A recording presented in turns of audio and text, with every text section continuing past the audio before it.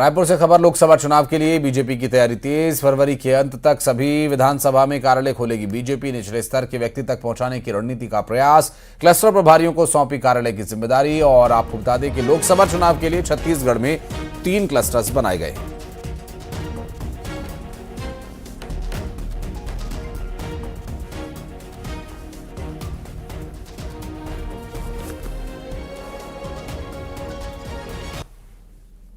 आपको बता दें कि ये तैयारी जो है लोकसभा चुनाव के लिए की जा रही है, जिसमें कि अब कार्यालय खोले जाएंगे। चुनावी कार्यालयों की जिम्मेदारी भी दी गई है। निचले स्तर के जो कार्यकर्ता हैं, जो जमीनी स्तर की तैयारियों में जुटे हुए हैं, उन तक रणनीति पहुंचाई जाएगी कि किस रणनीति के तहत इस बार का लोकसभा चुनाव भारतीय जनता पार्टी लड़ रही है।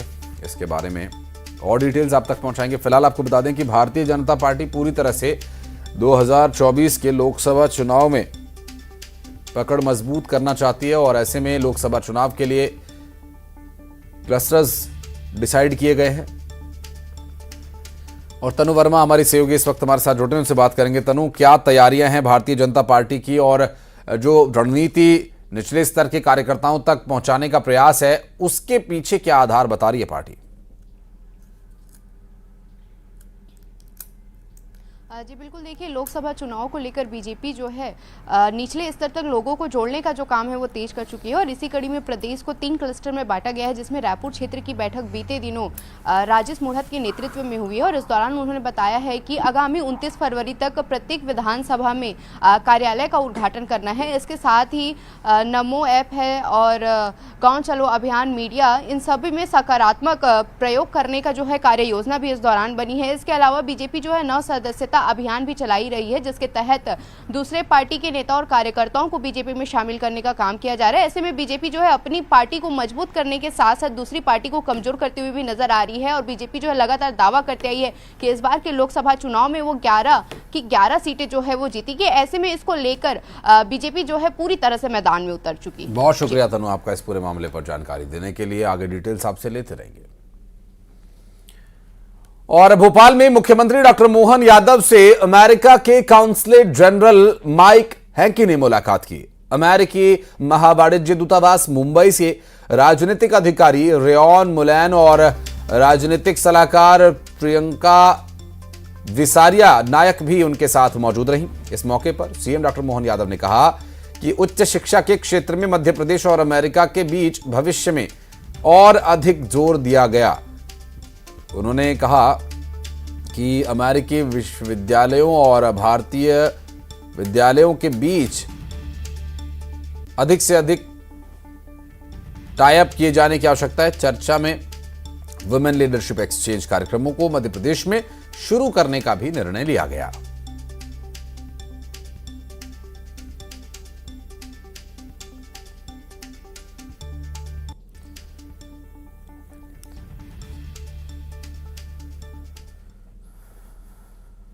और सिक्किम के रानीपोल इलाके से एक दिल दहला देने वाली तस्वीर सामने आई, जहां एक सड़क हादसे में 3 लोगों की दर्दनाक मौत हो गई। दरअसल 150 लोग इसमें घायल हुए बताए जा रहे हैं। आपको बता दें कि ये जो हादसा है सीसीटीवी कैमरे में भी रिकॉर्ड हुआ है।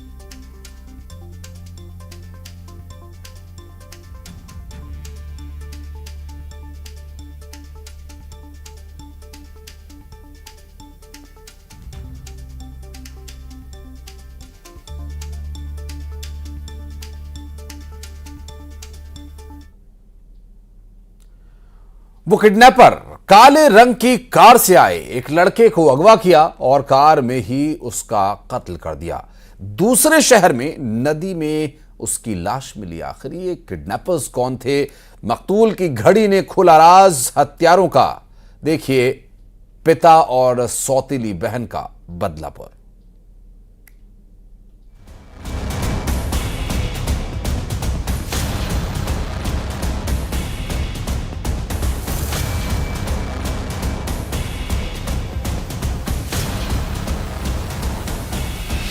कार से किडनैपिंग लाइव।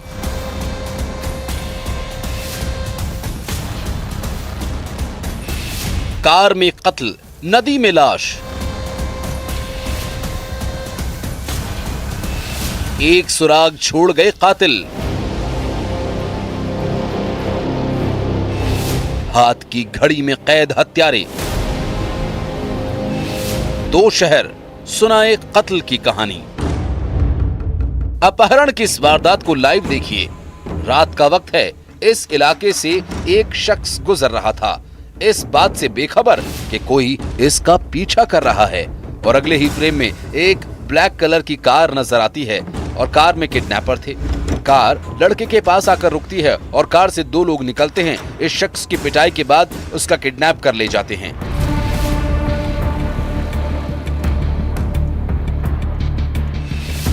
सात फरवरी की रात बैतूल के घोड़ा डोंगरी में किडनैपिंग की ये वारदात हुई थी। आखिर अगवा शख्स कहां लापता हो गया? किसका अपहरण हुआ था, इसका सुराग दिया अगवा शख्स की घड़ी ने। 7 तारीख की रात पे जैसा आप लोगों ने देखा कि एक लड़के को 12:30 बजे रात के आसपास जो है घोड़ा डोंगरी जो बाजार चौक है वहाँ पर एक कार आई, काले रंग की कार, और उसको साथ मारपीट करते हुए कार में बैठा के ले गए थे। इस सीसीटीवी फुटेज के आधार पर हम लोगों ने अपनी इन्वेस्टिगेशन किया और ये ज्ञात हुआ कि वहाँ पे ही एक ड्राइवर का काम करने वाला लड़का दीपक बामने वो गायब है।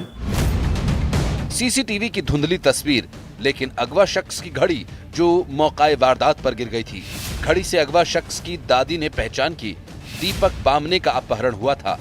अब तलाश शुरू हुई दीपक की।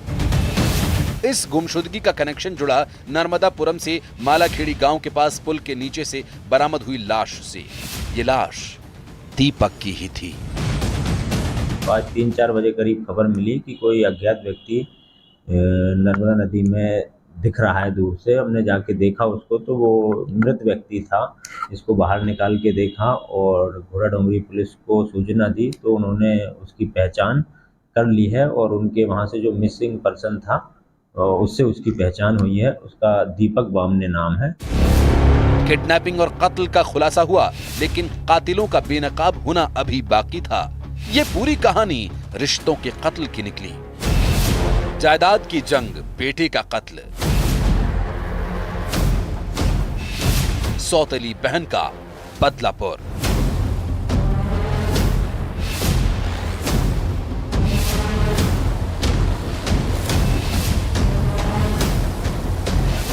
दरअसल मृतक दीपक के पिता ने दूसरी शादी की थी, जिससे उसके दादा नाराज थे।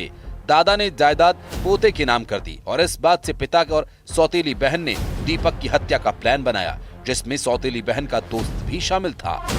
तलाश करने पर उसका पिता मिला और जब हमने पूछा तो उसने बताया कि उसके साथ मारपीट करती हुई उसी समय ही कार में ही उसका गला दबा के हत्या कर दी और नर्मदा नदी जो होशंगाबाद से आगे है, नर्मदापुरम के आगे है, वो फेंक दिया।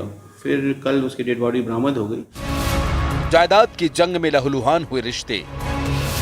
बैतूल में रीशु नायडू और नर्मदापुरम से शैलेंद्र कौरव के साथ bureau report, news 18 Madhya Pradesh Chhattisgarh.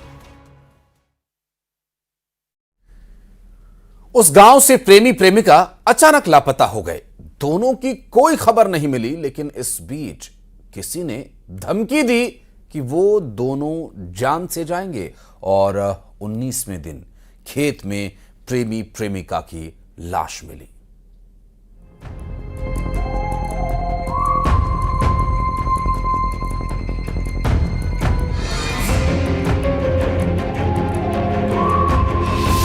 मोहब्बत का महीना, प्रेमियों का कत्ल।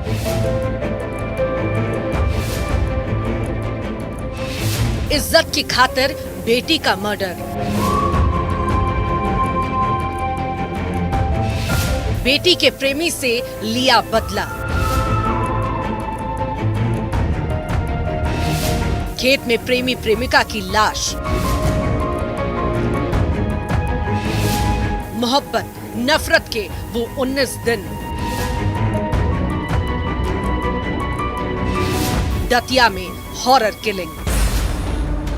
वैलेंटाइन डे से महज 5 दिन पहले 2 प्यार करने वालों को हमेशा के लिए खामोश कर दिया गया। इस खेत में 2 लाश मिली, नेहा और उसके प्रेमी रोहित की लाश। दोनों 21 जनवरी से लापता थे। नेहा अपने रिश्तेदार के घर सेवड़ा गई हुई थी, लेकिन 21 जनवरी से उसका सुराग नहीं मिला।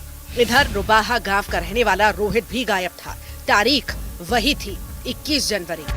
21 जनवरी की रात में अपने मामा के घर सेवड़ा से कहीं चली गई थी। इसकी गुमशुदगी थाना सेवड़ा में दर्ज थी। जांच के दौरान ये मालूम पड़ा कि रुबाहा गांव का एक रोहित विश्वकर्मा है, वो भी 21 तारीख से ही लापता है। जांच में ये भी मालूम पड़ा कि ये दोनों के बीच में कुछ प्रेम प्रसंग था और ये दोनों लोग घर से कहीं चले गए हैं। रोहित के रिश्तेदार ने रोहित की गुमशुदगी का मामला दर्ज कराया। पुलिस को एक ऐसी बात बताई जो होश उड़ाने वाली थी। रोहित के घर आकर किसी ने धमकी दी थी, नेहा और रोहित दोनों जान से जाएंगे, हमारी बहुत बेइज्जती करा दी। आरोप लगा नेहा के पिता अरविंद पर। नेहा और रोहित का कोई सुराग नहीं मिल रहा था। इधर 9-10 फरवरी की दरमियानी रात करीब 4 बजे एक ऐसी खबर आई जो रोंगटे खड़े कर देने वाली थी। रोहित और नेहा की लाश दतिया के रुबाहा गांव में मंडोला वाली खेत में मिली। ये खेत आरोपी अरविंद का ही है, यानी लड़की के पिता का। उनके परिजन भी इसमें खोज रहे थे, पुलिस भी इसमें पता लगा रही थी। कल ये मालूम पड़ा इन दोनों की लाश अरविंद यादव निवासी रुबाहा के खेत में पड़ी हुई है। लापता रोहित के घर वाले उसकी तलाश कर रहे थे। तब डबल मर्डर की इस खबर से सबके पैरों तले जमीन खिसक गई। दतिया की भगुआपुरा थाना पुलिस मामले की जांच कर रही थी। अरविंद का लड़का और अन्य लोगों ने मिलके उनकी हत्या कर दी है और हत्या करके लाश अपने खेत में डाल दी है। इसमें 302-201 IPC का अपराध पंजीबद्ध कर लिया गया है। ऊंची नाक के लिए हुए मोहब्बत के डबल मर्डर के आखिर कौन कौन शामिल थे इसमें? लड़की के पिता के साथ किसने दिया इस साजिश को अंजाम? दतिया में अशोक शर्मा के साथ bureau report, news 18, Madhya Pradesh, Chhattisgarh. और यहाँ रुक एक छोटे से ब्रेक के लिए चल लौटते हैं।